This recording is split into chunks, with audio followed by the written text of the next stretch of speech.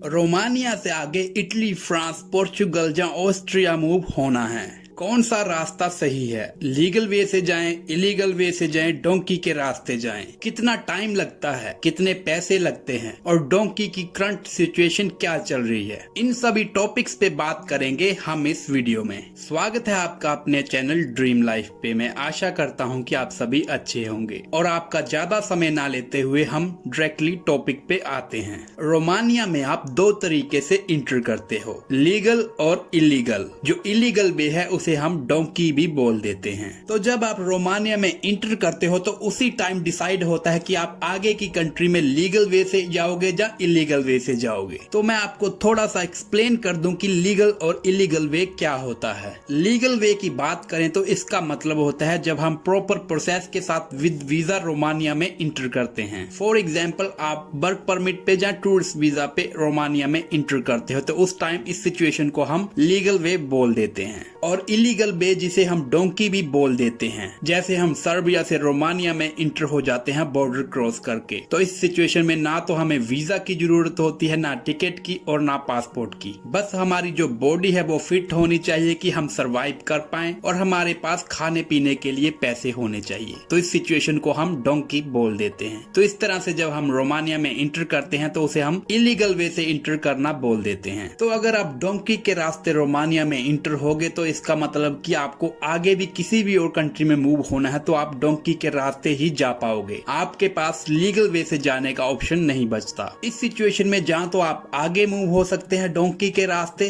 और जहाँ फिर आप डिपोर्ट होके अपनी होम कंट्री में वापस जा सकते हैं। तो ये दो ही आपके पास ऑप्शन होते हैं। तो ऑब्वियसली हर कोई जो चूज करता है वो आगे बढ़ने का ही रास्ता चूज करता है, वो रिस्क लेके आगे ही बढ़ता है। तो अभी हम बात करते हैं कि जो रोमानिया से डोंकी लगती है उसकी करंट सिचुएशन क्या है, अभी की जो सिचुएशन है वो किस तरह से चल रही है। तो अभी के टाइम की जो रियलिटी ये है कि काफी जो बॉर्डर्स हैं वो काफी स्ट्रिक्ट हैं, काफी जो चेकिंग है वो काफी अच्छे तरीके से वो कर रहे हैं और काफी सारे जो मेरे भाई हैं वो पकड़े जा रहे हैं बॉर्डर्स पे। लेकिन फिर भी काफी सारे जो लोग हैं वो रिस्क लेके आगे जा रहे हैं क्योंकि उनके पास कोई और ऑप्शन नहीं होता। कभी कभी सिचुएशन ऐसी हो जाती है कि हमारे पास ऑप्शन नहीं होता कि हम कोई सही रास्ता चूज करें, तो इसलिए हमें डोंकी का रास्ता वो चूज करना पड़ता है। काफी सारे जो मेरे भाई हैं वो रोमानिया में वर्क परमिट पे जाते हैं, लेकिन वहां पहुंच के उनको काम नहीं मिलता, सैलरीज नहीं मिलती और उनकी जो कंपनी है वो फ्रॉड निकलती है। तो इस सिचुएशन में उनके साथ क्या होता है, वो इधर से पैसे लगा के जाते हैं रोमानिया में कमाने के लिए, फिर वो सोचते हैं कि इतने पैसे लगा के आए हैं तो हमें आगे ही मूव होना चाहिए, क्योंकि उनके मन में होता है कि अगर हम वापस चले जाएंगे तो जो हम पैसे लगा के आए थे वो खराब हो जाएंगे। तो इसलिए वो आगे बढ़ने का ही जो रास्ता है वो चूज करते हैं। और हमारी जो एशियन कंट्रीज हैं, कोई भी कंट्री लगा लो, चाहे वो इंडिया है, पाकिस्तान है, नेपाल है, जब बांग्लादेश है, तो किसी की भी जो सिचुएशन है वो इतनी अच्छी नहीं चल रही, लोगों को काम नहीं मिल रहे। तो इसीलिए लोग किसी न किसी तरह रिस्क लेके भी आगे जा रहे हैं, डोंकी के रास्ते भी आगे बढ़ रहे हैं। मैं आपको बिल्कुल भी एडवाइस नहीं देता कि आप डोंकी के रास्ते आगे किसी कंट्री में जाओ, लेकिन कभी कभी सिचुएशन ऐसी हो जाती है, मैं आपको बता रहा हूँ कि हमें वो रास्ता चूज करना ही पड़ता है। तो अभी हम वापिस अपने टॉपिक पे आते हैं। तो रोमानिया से जो डोंकी स्टार्ट होती है वो मोस्टली दो सिटीज से ही स्टार्ट होती है। वो कौन सी दो सिटीज हैं? वो हैं बुकारेस्ट और टिमिशोरा। मोस्टली यही दो कंट्री हैं जहां से आपकी रोमानिया की डोंकी स्टार्ट होगी किसी भी शेंजन कंट्री के लिए। तो जहां से आपको ट्रेलर में बिठा दिया जाता है, आप बोल लो बिठा दिया जाता है या ठूस दिया जाता है, कुछ इसी तरह की सिचुएशन होती है उस टाइम। तो किसी भी तरह से आपको ट्रेलर में इंटर करवा दिया जाता है और आगे फिर आपकी जो जर्नी है वो शुरू हो जाती है। सबसे पहले जो बॉर्डर होता है वो हंगरी बॉर्डर क्रॉस करना होता है। सबसे पहले जो शेंजन कंट्री का बॉर्डर आता है वो है हंगरी। रोमानिया से वो हंगरी का बॉर्डर क्रॉस करके हंगरी में इंटर होते हैं। तो ये पहली कंट्री होती है शेंजन कंट्री जहां वो इंटर करते हैं। तो जैसे कि आपको पता है जो हंगरी की गवर्नमेंट है वो काफी स्ट्रिक्ट है। आज से कुछ साल पहले जो चेकिंग थी बॉर्डर्स पे वो इतनी स्ट्रिक्टली नहीं होती थी, लेकिन आज के टाइम वो काफी अच्छे से चेकिंग कर रहे हैं। अगर आप कैसे भी करके जो हंगरी का बॉर्डर है वो वो आपने क्रॉस कर लिया।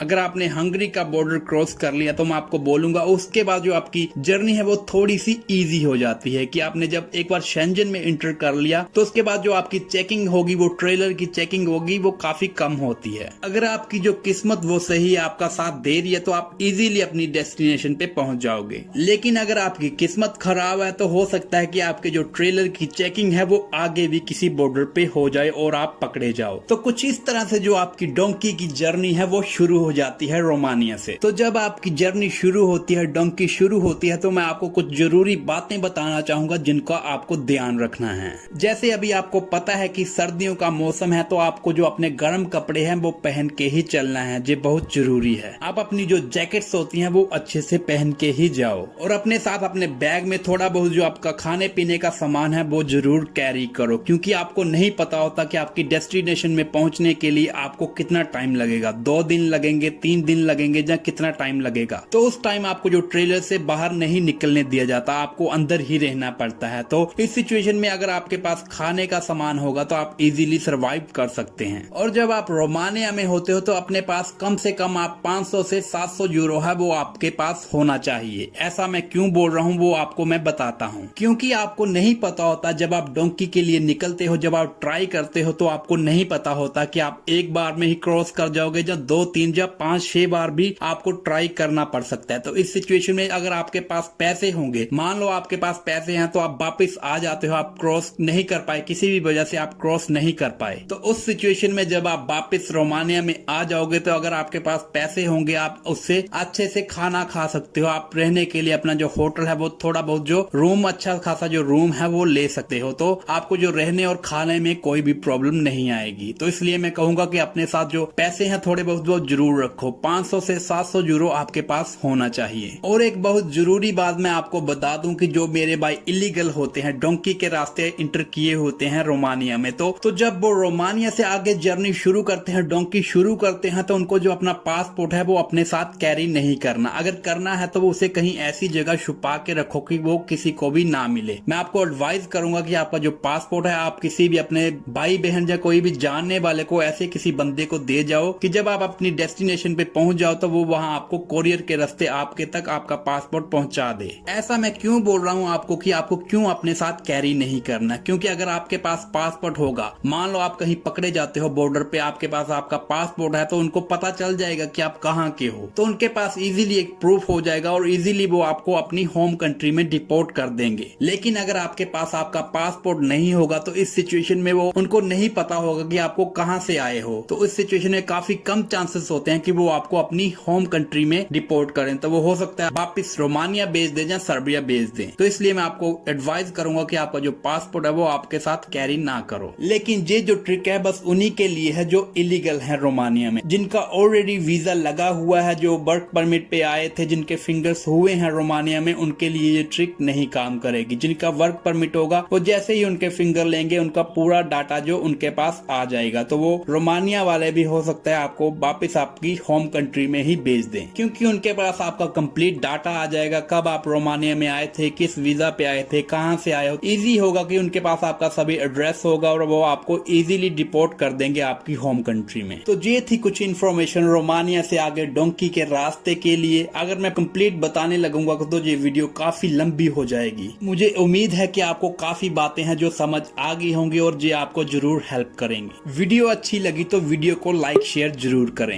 अगर ऐसी ही और इन्फॉर्मेटिव वीडियोस चाहिए तो हमारे चैनल को सब्सक्राइब भी जरूर करें। और अगर आपका कोई और सवाल होता है तो आप हमें वीडियो के नीचे कमेंट करके पूछ सकते हैं और हमें आप इंस्टाग्राम पे भी कांटेक्ट कर सकते हैं। इंस्टाग्राम की जो कांटेक्ट डिटेल्स हैं वो आपको वीडियो के ऊपर भी मिल जाएंगी और नीचे डिस्क्रिप्शन में भी आपको मिल जाएंगी। वीडियो में अंत तक बने रहने के लिए आपका धन्यवाद। मिलते हैं किसी और वीडियो में नई इन्फॉर्मेशन के साथ।